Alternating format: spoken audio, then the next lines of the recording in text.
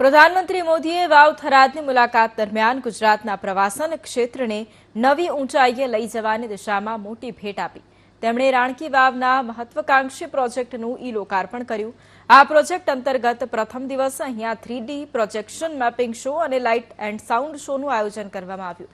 આ પ્રોજેક્ટ દ્વારા રાણી ઉદયમતીની પ્રેરણાદાયી ગાથા, પ્રાચીન જળ વ્યવસ્થાપન પદ્ધતિ અને પૂર્વજોની સ્થાપત્ય કળાના વૈભવને રજૂ કરવામાં આવ્યો, જેને જોઈને તમામ પ્રવાસીઓ અભિભૂત થયા। વાવના પરિસરમાં 250 જેટલા પ્રવાસીઓ બેસી શકે તેવી વ્યવસ્થા પણ ઊભી કરવામાં આવી છે। આ પ્રોજેક્ટ સાકાર થવાથી દેશ વિદેશના પ્રવાસીઓને રાણકી વાવનો અદ્ભુત રાત્રિ નજારો જોવાનો લાહવો મળશે। પાટણની યુનેસ્કો વર્લ્ડ હેરિટેજ સાઇટ રાણકી વાવ ખાતે મોટી સંખ્યામાં લોકો ઉમટ્યા। લેઝર શો માટે આવ્યા હતા અને બહુ સારું લાગ્યું।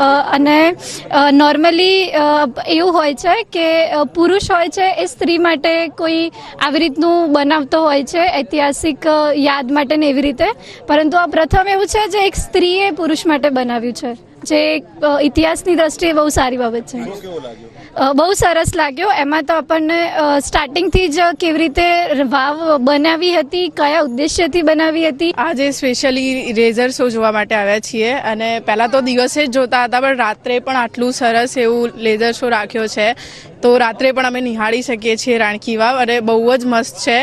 મતલબ શરૂઆતથી કેવી રીતે રાણીની વાવ બની તેનો ઇતિહાસથી માંડીને હાલ પછી કેવી રીતે એને ફરીથી લોકોની સામે લાવવામાં આવી ત્યાં સુધીનું બધું જ બહુ સારી રીતે આ શોમાં બતાવવામાં આવ્યું છે। આ શોની જે વિશેષતાઓ છે કે આ 3D પ્રોજેક્શન મેપિંગ શો છે કે જેને આપણે પ્રોજેક્શન સિસ્ટમ દ્વારા દેખાડવામાં આવશે। તો આમના માટે જે ઇનવર્ડ મોન્યુમેન્ટની અંદર લગભગ ભારત અને વિશ્વમાં પહેલી વખત આ પ્રકારનો શો થઈ રહ્યો છે અને જે આમની અંદર ટેકનોલોજી પણ જે વાપરવામાં આવી છે એ પણ વર્લ્ડમાં પહેલી વખત ટેકનોલોજી યુઝ થઈ રહી છે। એવા પ્રકારની ટેકનોલોજી જમીનની અંદર અંડરગ્રાઉન્ડ પ્રોજેક્ટર સિસ્ટમ દ્વારા કે ડે ટાઈમની અંદર અને આર્કિયોલોજીની આ યુનેસ્કોની સાઇડ હોવાથી કોઈ પણ પ્રકારનું તોડફોડ કર્યા વગર કામ કરવું એ ચેલેન્જ હતું અને એ ચેલેન્જ પ્રમાણે અને આર્કિયોલોજીના નિયમ અને કાયદા પ્રમાણે આ કામ પૂરું કરેલું છે।